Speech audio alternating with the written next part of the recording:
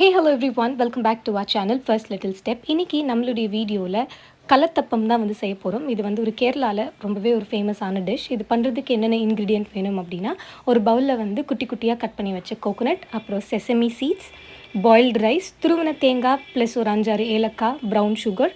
இது வந்து soaked rice.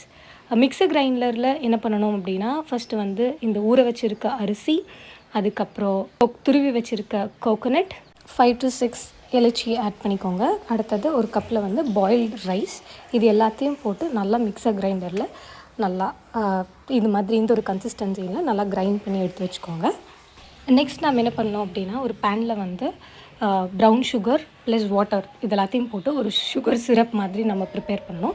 Sugar syrup நல்லா திக்காக ஒரு கன்சிஸ்டன்சிக்கு வந்ததுக்கப்புறமா இதை வந்து நம்ம ப்ரிப்பேர் பண்ணி வச்சுருக்க இந்த பேட்டருக்குள்ளே வந்து ஆட் பண்ண போகிறோம். ஒரு ஃபில்டர் வச்சுட்டு நம்ம வந்து இந்த சிரப்பை வந்து ஆட் பண்ணுங்கள். ஏன்னா ப்ரௌன் சுகருன்றனால அதில் கொஞ்சம் நிறையா இதெல்லாம் இருக்கும் இல்லையா, நம்ம அந்த ஒரு சக்கை மாதிரி ஒரு மாதிரி வேஸ்ட்டெல்லாம் இருக்கும். ஸோ அதனால் வந்து நல்லா ஒரு ஃபில்டர் வச்சு உள்ளுக்குள்ளார ஆட் பண்ணி நல்லா மிக்ஸ் பண்ணி விட்டுக்கோங்க.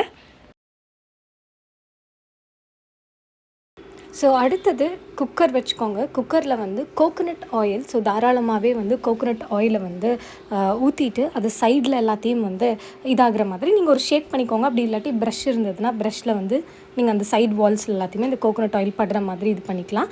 அடுத்தது வந்து நம்ம கட் பண்ணி வச்சுருந்தோம் இல்லையா, அந்த குட்டி குட்டியாக கட் பண்ணி வச்சுருந்த கோகோனட்டை வந்து கோகோனட் ஆயிலில் போட்டு நல்லா வந்து வறுக்கணும். இது கலர் வந்து ஒரு ப்ரௌன் கலரில் டர்ன் ஆகிற வரைக்கும் இந்த கோகோனட்ஸை வந்து நல்லா சாட்டே பண்ணி விட்டுக்கோங்க. அடுத்தது இது கூட வந்து நம்மளுடைய எடுத்து வச்சுருக்க இந்த எள்ளு, இந்த தேங்காய் இது எல்லாத்தையுமே வந்து நம்மளுடைய பேட்டரில் போட்டு நல்லா வந்து மிக்ஸ் பண்ணிக்கணும்.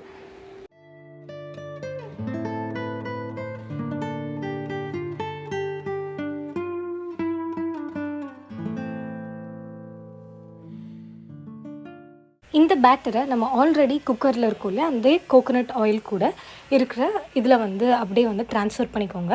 ட்ரான்ஸ்ஃபர் பண்ணிவிட்டு இதை வந்து ஒரு லோ ஃப்ளேமில் வந்து லோ டு மீடியம் ஃப்ளேமில் 20 மினிட்ஸ் வரைக்கும் நீங்கள் அப்படியே ப்ரெஷர் குக்கரில் வச்சு விசில் போடாமல் மீடியமான ஃப்ளேமில் வந்து இதை நம்ம குக் பண்ணி எடுக்கணும். ஸோ குக் பண்ணி எடுத்திங்க அப்படின்னா இதோட எண்ட் ரிசல்ட் வந்து நமக்கு ஒரு கேக் மாதிரி இருக்கும். ஸோ நம்ம மிக்ஸ் பண்ணி வச்சுருக்க கோகோனட் எல்லாமே வந்து மேலே வந்துடும்.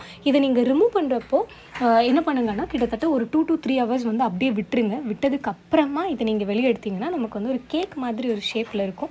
ஸோ ரொம்பவே வந்து ஃப்ளஃபியாக இருக்கும், ரொம்ப ஸ்பான்ஜாக இருக்கும். ஸோ லிட்டரலாக இது ஒரு கேக் மாதிரி தான் இருக்கும் அப்படின்னு வச்சுக்கோங்களேன், ஒரு ரைஸ் கேக் மாதிரி அப்படின்னா ரொம்பவே நல்லாயிருக்கும். ஸோ நீங்கள் இன்னும் இதை ட்ரை பண்ணல அப்படின்னா கண்டிப்பாக வந்து இதை ட்ரை பண்ணி பாருங்கள். உங்கள் எல்லாத்துக்கும் ரொம்ப பிடிக்கும் அப்படின்னு நினைக்கிறோம். இந்த வீடியோ பிடிச்சிருந்ததுன்னா நம்ம சேனலை சப்ஸ்கிரைப் பண்ணிக்கோங்க.